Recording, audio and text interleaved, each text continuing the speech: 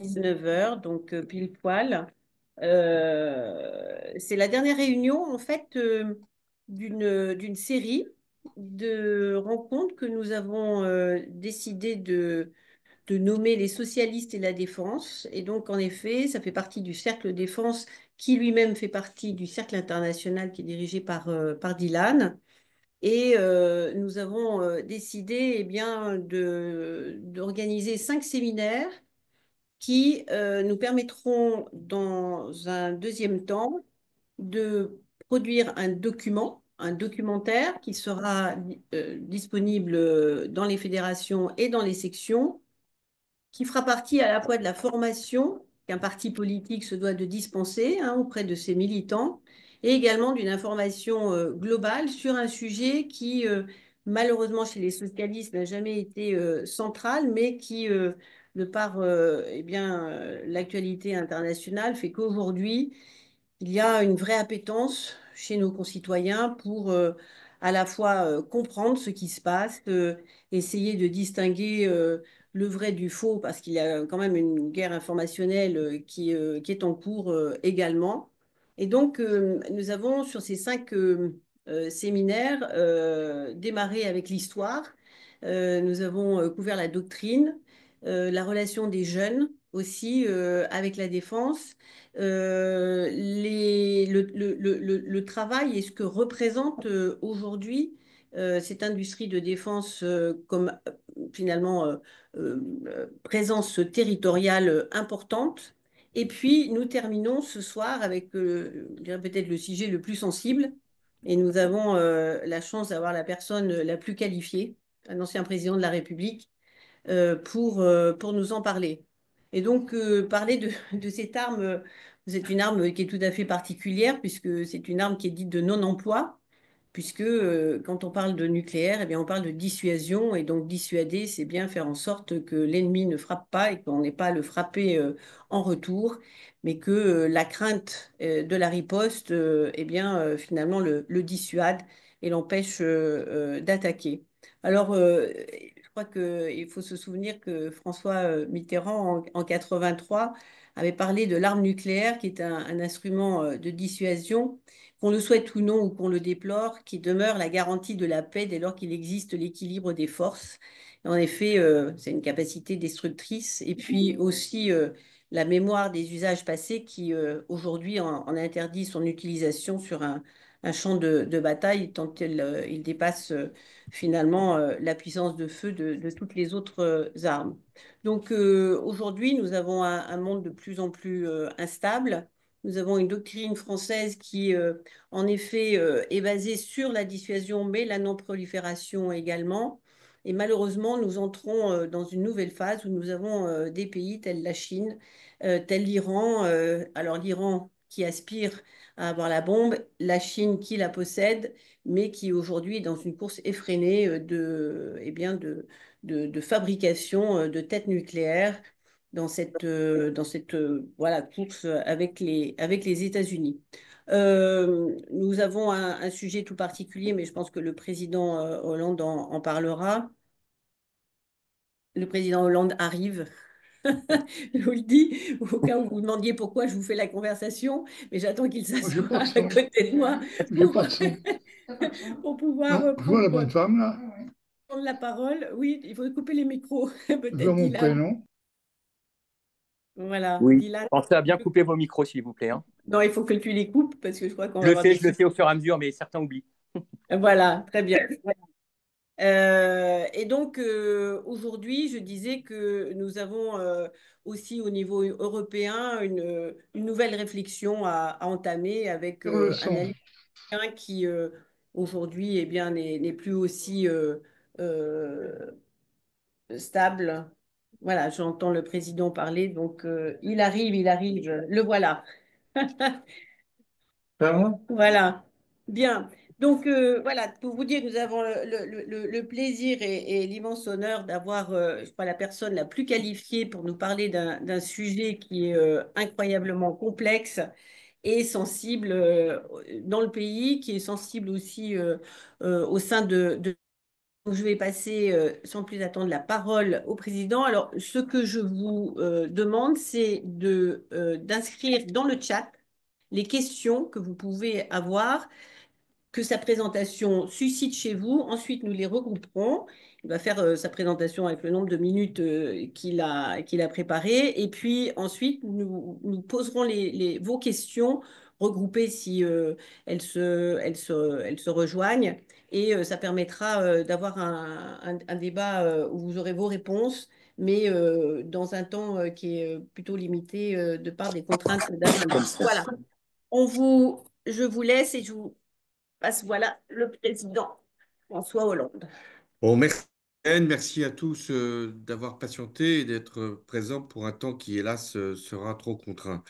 Le sujet bon, que nous avons évoqué depuis déjà plusieurs semaines, c'est est-ce qu'il y a nécessité de changer notre doctrine de dissuasion nucléaire à la lumière de ce qui se produit à la fois par le conflit ukrainien et ce qu'il a engendré, et aussi par, et surtout par l'attitude de l'administration de Trump qui n'assure plus dans la clarté qui pouvait être celle des États-Unis jusque-là, la sécurité du continent au sens du bouclier nucléaire ou de la protection qui était assurée par les États-Unis dans le cadre de l'Alliance Atlantique aux pays européens. C'est d'autant plus nécessaire de repenser éventuellement notre doctrine qu'il nous est demandé de le faire, puisque de manière qui a pu surprendre les Allemands, voire même les Polonais, se sont interrogés sur la garantie que pourrait éventuellement donner la France quant à une extension, ou en tout cas une ouverture du sanctuaire, qui n'a jamais été d'ailleurs totalement précisé, de ce que pouvait être la dissuasion nucléaire française pour protéger le continent européen d'une éventuelle attaque sous une forme nucléaire. Pour répondre à ces questions, je dirais que c'est à la fois nouveau, l'attitude des États-Unis et l'aggravation de la tension et quelquefois la gesticulation de Poutine avec l'arme nucléaire qui est brandie, et c'est d'une certaine façon une configuration qui était déjà installée dans la guerre froide. Alors, je vais préciser mon point de vue. C'est nouveau dans la mesure où les pays européens étaient très réticents à l'égard de toute discussion avec la France quant à la définition du champ de la dissuasion nucléaire. Il y avait eu une seule fois où ce sujet avait été abordé, c'est sous la présidence de Valéry Giscard d'Estaing, car lui-même avait pu, dans certains propos, évoquer une extension de du champ de la dissuasion nucléaire sur notamment notre voisin allemand. Ça avait suscité un certain nombre de réactions et les partenaires, y compris les Européens qui nous étaient les plus proches, refusaient de rentrer dans cette discussion dans la mesure où ils considéraient que toute ouverture de cette réflexion pouvait nuire à la relation transatlantique et laisser induire que les États-Unis pourraient se mettre à distance. Donc, il refusait d'entrer dans cette conversation, et la même conversation, même nous ne la provoquions pas. Donc, le fait nouveau, c'est que, compte tenu de l'attitude de Donald Trump, compte tenu de l'incertitude, il y a maintenant, aussi bien de la part du nouveau chancelier allemand que de la part d'un certain nombre de chefs de gouvernement en Europe, l'interrogation sur ce qu'est la couverture par la France du continent européen, dans l'hypothèse où cette question de la dissuasion peut être évoquée. Mais ce qui n'est pas nouveau, c'est que jamais un président de la République, j'ai pu être dans cette circonstance moi aussi concerné, donc jamais un président de la République n'a défini précisément ce qu'était le champ de la dissuasion nucléaire. Certes, les premières déclarations, notamment celle du général de Gaulle, laissaient penser, dans un contexte qui était très particulier, que c'était le sanctuaire national qui était en cause. Mais ensuite, les présidents successifs, compte tenu de ce qu'était l'évolution aussi de nos rapports entre Européens, et quand bien même nous n'étions pas dans l'organisation militaire de l'Alliance Atlantique, et nous n'étions pas non plus dans un certain nombre de comités, il y avait l'idée toujours sous-jacente que la France n'avait pas à définir précisément, parce que c'est justement une des règles de la dissuasion, ce qui était finalement son intérêt vital.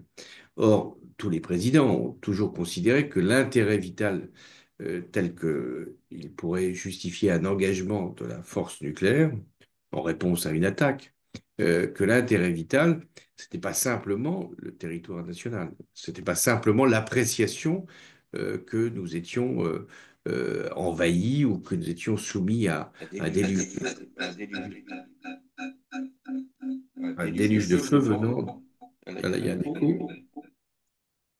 Euh, je ne sais pas, donc voilà, je reprends.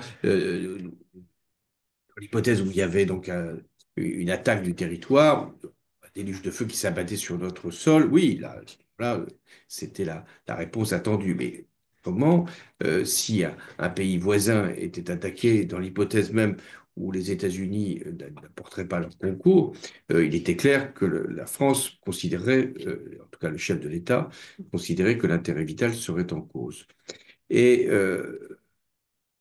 tout au long de la Ve République et dans des situations différentes, les présidents de la République ont toujours affirmé qu'ils n'avaient pas besoin de définir précisément pour ce qu'était l'intérêt vital, pour justement créer cette dissuasion qu'on a longtemps appelée du faible au fort, mais qui n'est plus forcément construite ainsi, qui est tout simplement le fait que nous sommes conscients que en cas d'attaque d'un partenaire de l'Alliance Atlantique, nous serions forcément concernés. Tout dépend de la nature de l'attaque.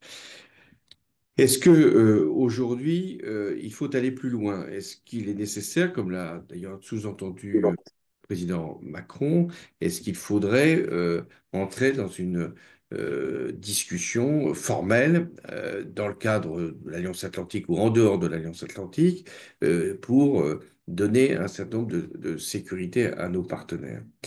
Qu'il y ait des discussions avec le Royaume-Uni, elles ont lieu depuis longtemps, compte tenu de la coopération qui existe entre ces deux puissances nucléaires. Mais je ne pense pas, et ce sera peut-être ma conclusion pour répondre à vos questions, je ne pense pas qu'il soit souhaitable que la question du nucléaire puisse être débattue avec des partenaires, encore moins à l'échelle européenne, et même dans l'Alliance Atlantique. Ce qui fait la caractéristique même de la dissuasion nucléaire, c'est son caractère indépendant. C'est-à-dire que c'est le chef de l'État qui en est le responsable, c'est à lui d'apprécier, c'est à lui de savoir dans quelles conditions il peut y avoir l'engagement du feu nucléaire et comment il peut utiliser cette doctrine pour dissuader précisément tout ennemi ou tout adversaire de nous faire une violence qui serait telle qu'elle justifierait une réaction avec une arme nucléaire. Et il y a une autre raison qui va à l'appui de cette thèse, c'est qu'au-delà de l'indépendance, ce sont les Françaises et les Français qui ont financé pendant des années l'effort d'équipement de nos armées, et en particulier des composantes nucléaires. À peu près 20%, ça dépend des années, 20 à 25% du budget de l'équipement de la défense sont consacrés à l'arme nucléaire.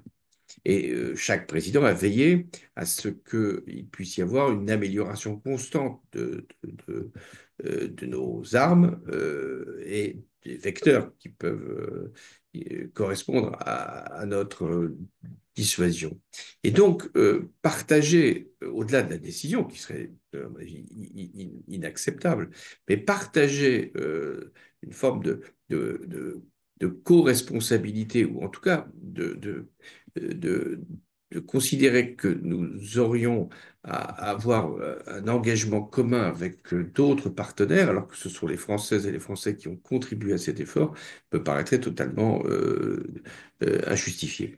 Mais ce n'est pas la raison principale. La raison principale, c'est que notre force de dissuasion est un élément tout à fait fondamental de notre stratégie, qu'elle est fondée sur une autonomie de décision, qu'elle relève du chef de l'État et de personne d'autre, et que par définition, elle ne se partage pas. Mais c'est pas parce que la décision ne se partage pas que nous n'avons pas, nous, la France, et ce sera d'ailleurs un élément de l'élection présidentielle de 2027, que nous, la France, nous n'ayons pas à assurer par notre expression politique que nous n'avons pas une définition limitée de notre sanctuaire et que nous n'avons pas une définition restrictive de notre intérêt vital. Que l'intérêt de, de, de l'Europe correspond aussi à une forme d'intérêt vital si le continent européen était submergé ou était victime d'une frappe nucléaire. Voilà ce que je voulais dire en introduction pour répondre à toutes les questions qui pourraient m'être posées. Merci, merci beaucoup. C'est je vois une belle introduction incroyablement claire. Moi, j'ai une première question. Est-ce que dans un programme présidentiel, on peut imaginer qu'il y ait un vrai clivage entre la droite et la gauche sur cette question? Et qu'est-ce que le Parti socialiste, peut-être au sein de la gauche, euh, peut proposer comme doctrine qui va de la dissuasion à la non-prolifération, qui est aussi un élément qui est important, je pense, dans l'esprit des citoyens? Alors d'abord, il sera, à mon avis, évident que l'extrême droite aura une définition extrêmement restrictive de l'intérêt vital. Et donc reviendra une notion de sanctuaire purement national. Je pense que ça sera son inclinaison. La droite peut se retrouver pour partie sur cette thèse, la droite souverainiste ou la moins européenne, mais pour l'essentiel, la droite et les présidents, j'ai évoqué Nicolas Sarkozy avant Jacques Chirac, les présidents se sont tenus à une conception volontairement elliptique de l'intérêt vital et donc large dans ce que pourrait être finalement la notion géographique. Euh, la gauche, alors je pense que LFI est sur une position de dénucléarisation, je pense que ça doit être ça leur thèse, donc de diminution des arsenaux et de fin du nucléaire militaire, position de principe qui n'engagerait finalement pas à grand-chose, compte tenu du fait que les arsenaux aujourd'hui sont plus en augmentation qu'en diminution. Hein. C'est ça la grande différence par rapport aux années où États-Unis et Russes faisaient en sorte de diminuer progressivement les arsenaux nucléaires. Là, il y a une augmentation, en tout cas du côté russe, tout à fait évidente, du côté chinois, tout autant. Je pense que l'argument enfin, de la fin du nucléaire militaire n'aurait pas beaucoup de portée. Sur les écologistes, alors ils sont dans une position assez contradictoire, puisque d'un côté ils sont contre le nucléaire civil, c'est quand même difficile ensuite d'être pour le nucléaire militaire, parce qu'on sait que pour précisément la recherche, pour faire en sorte que nos armes puissent être miniaturisées pour une partie d'entre elles ou pour être plus efficaces, bien la recherche civile et la recherche militaire peuvent converger. Pour le Parti communiste, alors si tant est que c'est encore là aussi beaucoup de sens, ils sont toujours pour la fin des armes nucléaires et comme ils n'ont plus de lien avec la Russie comme ils l'avaient avec l'Union soviétique, je ne pense pas que ce soit tout à fait majeur dans leur doctrine. Voilà pourquoi je pense que entre disons, le centre droit et le centre gauche et la gauche, le consensus sera possible sur cette question. Ce ne sera pas le cas avec l'extrême droite et pour d'autres raisons avec LFI et large partie des écologistes. Très bien. Alors, nous avons une série de questions. Bonjour, Monsieur le Président. Le président Macron parle de prêter la dissuasion nucléaire à d'autres pays de l'OTAN. Je suis complètement contre l'idée de transmettre notre pouvoir nucléaire avec des pays qui pourraient en user sans discernement. Qu'en pensez-vous? Non, ça, je pense que c'est une position, je ne suis pas sûr qu'elle ait été exprimée ainsi par Emmanuel Macron, mais comme je l'ai évoqué, la décision d'engagement nucléaire ne se partage pas. Il peut y avoir, avec le partenaire, une réflexion stratégique sur ce que pourrait être une réponse coordonnée face à une attaque, mais la décision finale reviendrait toujours à la France, et il ne peut pas y avoir de co-responsabilité, de co-décision et même de co-conception. C'est très important de le dire. C'est-à-dire que nous sommes un pays qui a fait le choix d'avoir une dissuasion nucléaire. D'autres ne l'ont pas fait, n'ont pas pu le faire, ont été interdits même de le faire. Donc on n'est pas dans une co-stratégie. Nous avons notre propre stratégie. Elle s'intègre dans une relation de cadre d'alliance, mais elle n'est pas conçue en commun. Alors, les armes nucléaires étaient l'alpha et l'oméga de la guerre enfin, pendant longtemps, mais la guerre change notamment par les drones, l'intelligence artificielle, d'autres armes. Est-ce qu'en restant sur le nucléaire, on ne risque pas de rester en retard d'une guerre? Est-ce que l'arme nucléaire ne risque pas de devenir notre ligne Maginot du XXIe siècle? Oui, ce qui est exact dans cette question, c'est que il nous faut continuer à investir dans les armes nucléaires, aussi bien en qualité qu'en quantité, si nous n'avons pas besoin d'avoir un arsenal complet. Euh, Et il est important d'investir dans toutes les autres formes d'armes, et notamment les armes conventionnelles et les nouvelles formes de défense ou d'attaque. On va parler de cyberdéfense, des satellites, etc. Et donc le risque, ce serait finalement de surinvestir dans nos capacités de nucléaire militaire et de sous-investir dans les armes conventionnelles. C'est pas le chemin qu'on prend, hein, compte tenu du fait que les budgets vont augmenter, qu'il y a une volonté de coordination à l'échelle européenne et j'espère une ébauche quand même d'Europe de la défense, et avec une augmentation de tous les budgets militaires, et notamment celui de l'Allemagne, je pense qu'on ne va pas manquer à l'avenir de drones, d'armes, etc. Mais ce qui a été démontré avec la guerre en Ukraine, c'est que ce qui compte, c'est pas avoir des beaux matériels, c'est d'avoir des matériels nombreux et des capacités de fabrication. Et on a fait l'expérience parce que quand il s'est agi de donner des armes aux Ukrainiens, il y a eu quand même un peu de retenue du côté de nos armées qui ne voulaient pas se départir ou se priver d'armes parce qu'elles n'étaient pas suffisamment nombreuses. La dissuasion fonctionne avec des ennemis qui ont des comportements rationnels. Avec Poutine et Trump, il manque des adultes dans la pièce. Ne devons-nous pas définir une dissuasion intermédiaire contre la guerre hybride, par exemple la fermeture de la mer Baltique en cas d'agression sur les câbles sous-marins ou les bateaux, une agression informatique en cas de cyberattaque?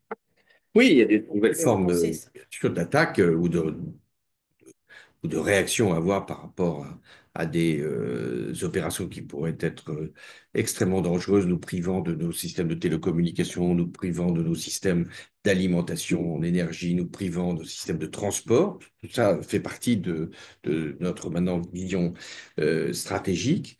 Un mot quand même sur la rationalité. Si tant est qu'on puisse faire une analyse mentale de Donald Trump, il y a une chose qui me paraît tout à fait claire, malgré la confusion, c'est qu'il ne veut pas la guerre, qu'il ne fait pas la guerre. Trump, il utilise la menace de la force, il utilise la provocation, la sidération pour ne pas faire la guerre. Poutine, lui, fait la guerre, mais il connaît les règles de la guerre.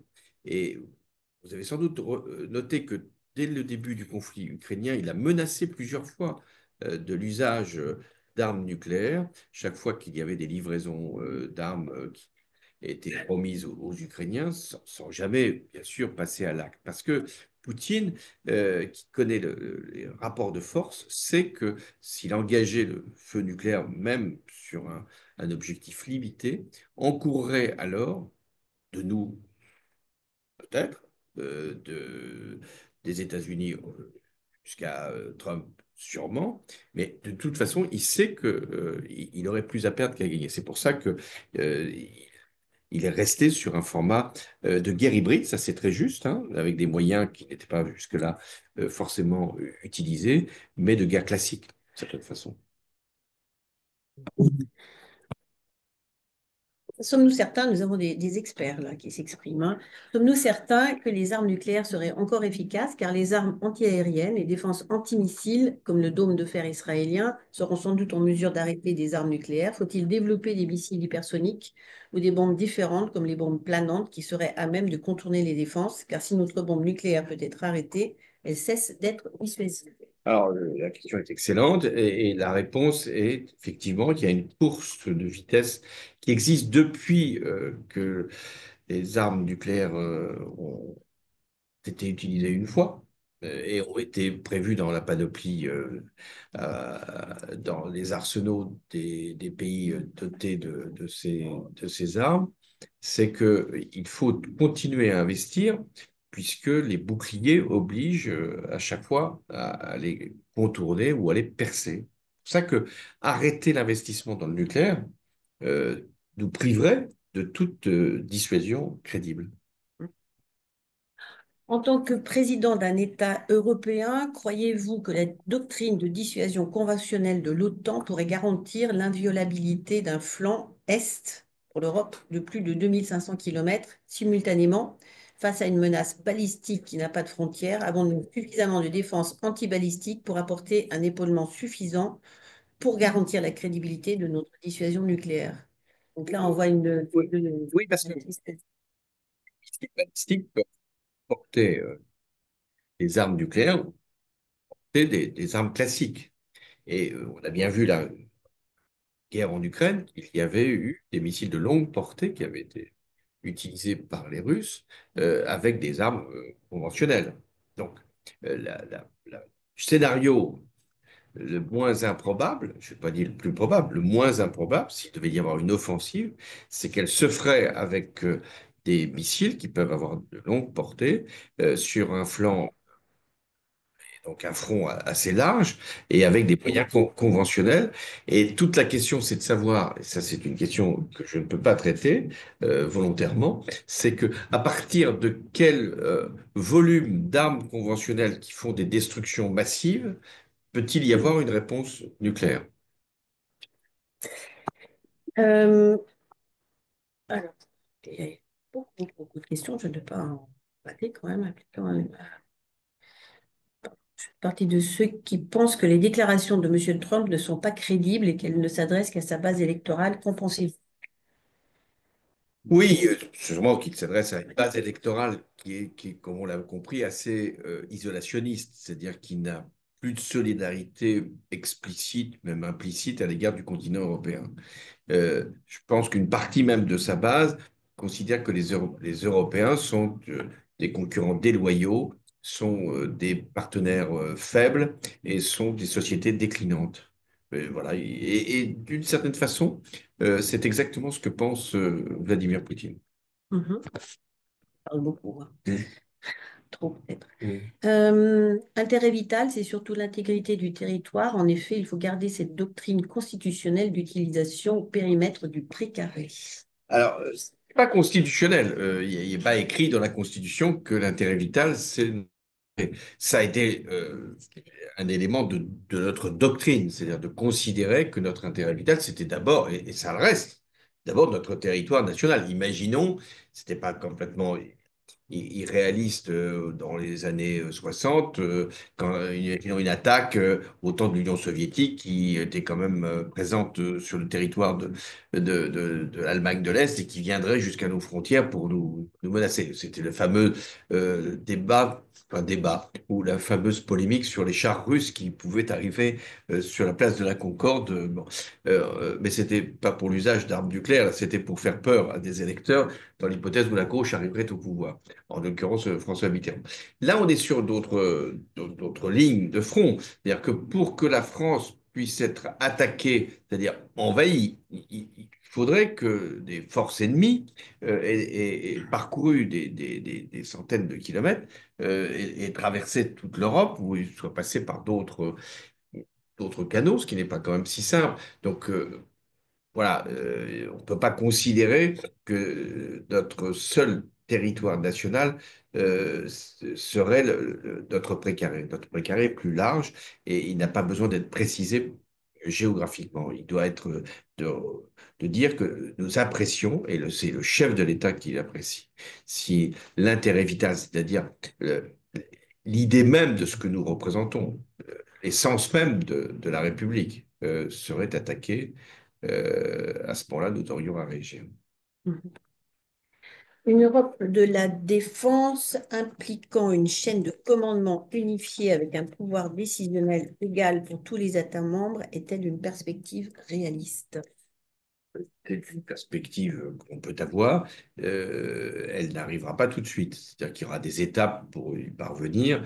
Et moi, je suis d'abord pragmatique. Je pense que nous arriverons à une solution dans les années qui viennent avec quelques pays qui, dans le cadre de l'Alliance Atlantique, à l'évidence, mais qui le décideront ensemble. Ces pays, on les connaît. C'est la France, le Royaume-Uni, l'Allemagne, la Pologne, les principaux pays. Peut-être d'autres s'y adjoindront et qui, à la fois, décideront de fabriquer des matériels ensemble, en tout cas de commander communément, d'avoir des entraînements ou des manœuvres également qui pourraient lier les armées de ces pays-là, et d'avoir, dans le cadre de l'Alliance Atlantique, un certain nombre de coordinations de commandement. Est-ce qu'une deuxième étape sera possible, ce qu'on appelle le pilier européen dans l'Alliance Atlantique? Bah, beaucoup de pays européens n'y sont pas prêts et n'y seront peut-être jamais prêts. Et les États-Unis feront sûrement pression pour...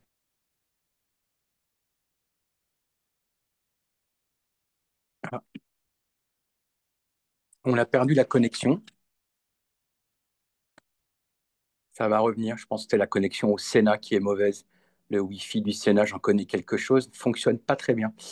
Euh, J'espère que Thibaut va m'entendre. Thibaut, si tu m'entends sur ton autre compte, est-ce que tu peux nous répondre? d'accepter Ah, de ça y est. l'Alliance pour, pour bâtir une Europe de la défense. Donc c'est dans le cadre de l'Alliance qui pourra s'élargir si nous allons plus loin. Toute la manœuvre de Donald Trump, et pas simplement de Donald Trump, parce que c'est une affaire qui ne va pas s'arrêter à ce président, ça sera de faire pression sur chaque pays européen pour que les commandes militaires soient encore adressées aux États-Unis.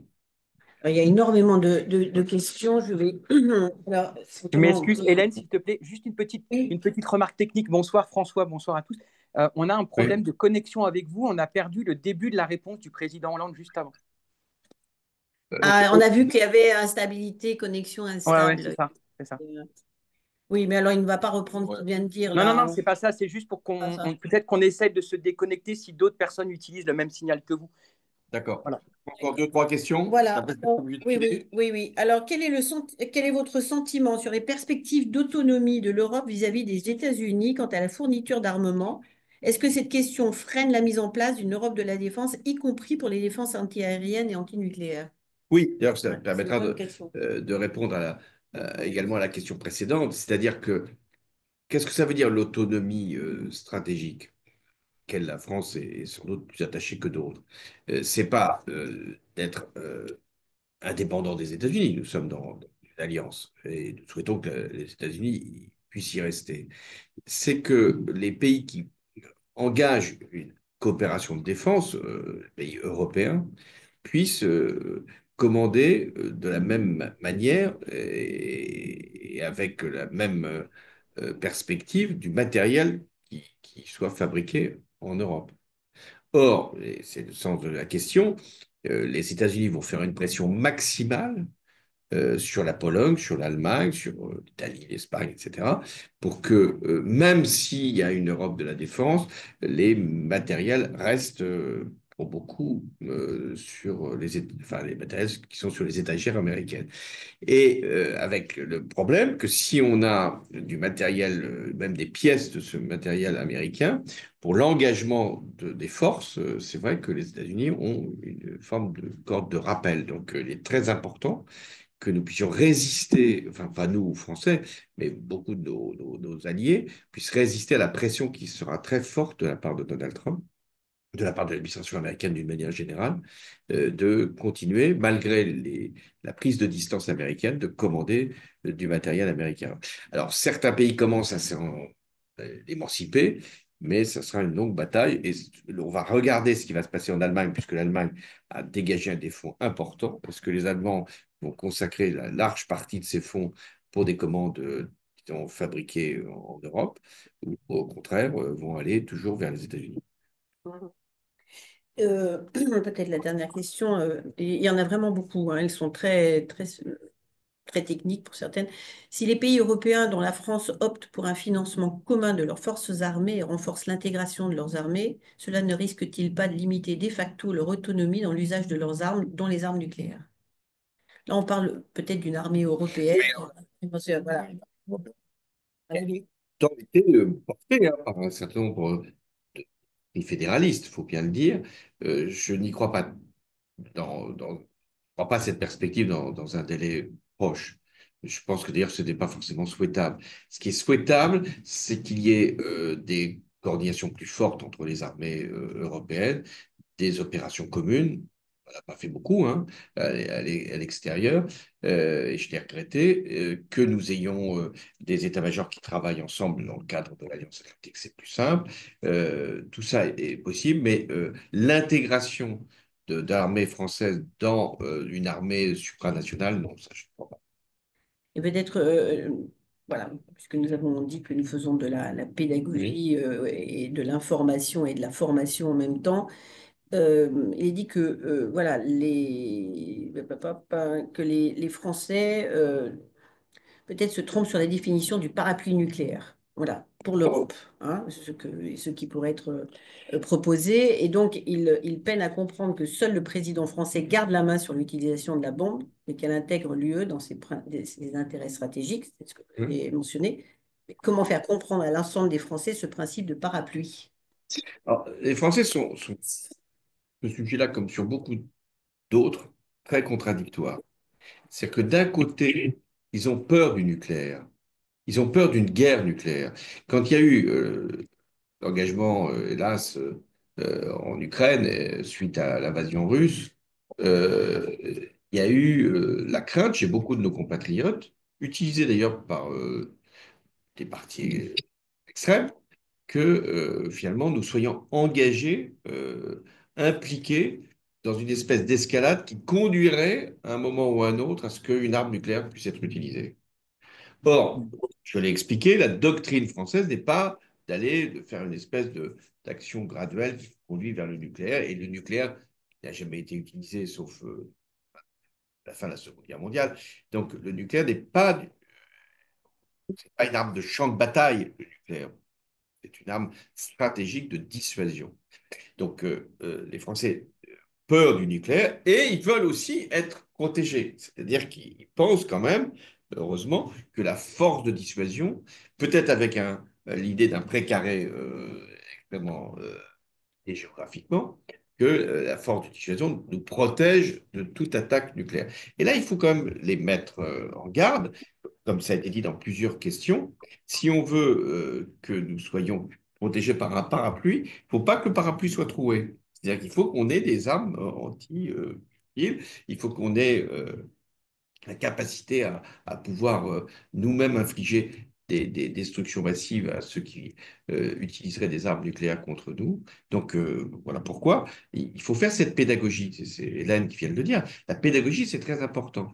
C'est-à-dire, et une élection, ça sert à ça. Et l'élection présidentielle doit servir à cette pédagogie, peut-être plus que ça n'a été fait quand je me suis présenté en 2012 dans le débat avec Nicolas Sarkozy. La question du nucléaire n'a même pas été posée. Là, il faudrait avoir sur les questions de défense, dans un débat de second tour, faut-il encore être au second tour, hein, je fais cette parenthèse, mais faut-il encore être au second tour, mais il faudrait avoir avec euh, le candidat ou la candidate qui serait en face un débat sur la question du nucléaire pour dire aux Français qu'ils peuvent être rassurés à une condition, c'est que nous continuions à avoir un budget d'équipement de nos armées et que deuxièmement, nous disposons par la force de dissuasion des moyens d'assurer la paix. Parce que la force de dissuasion, elle est quand même au service de la paix, pas de la guerre. Merci pour cette Merci. très très belle conclusion. Voilà, donc merci pour vos questions. Merci le président Hollande de s'être prêté d'abord à cette présentation qui nous permet aussi eh bien, de faire le point sur ce sujet très, très particulier et également vos questions très précises, techniques pour certaines, qui nous permettront, je crois, d'avoir un très beau document que nous partagerons. Donc, je remercie l'équipe de la communication du parti et surtout Dylan et Thibaut qui ont beaucoup travaillé et qui vont mettre en musique eh bien, ce documentaire qui sera très largement diffusé dans les fédérations et dans nos sections. Voilà, merci à toutes et à tous et je crois que nous avons complété de façon magistrale cette série de 5 séminaires. Donc merci pour votre fidélité et puis à bientôt pour d'autres rencontres au sein du Cercle international. Bonne soirée à toutes et à tous. Merci.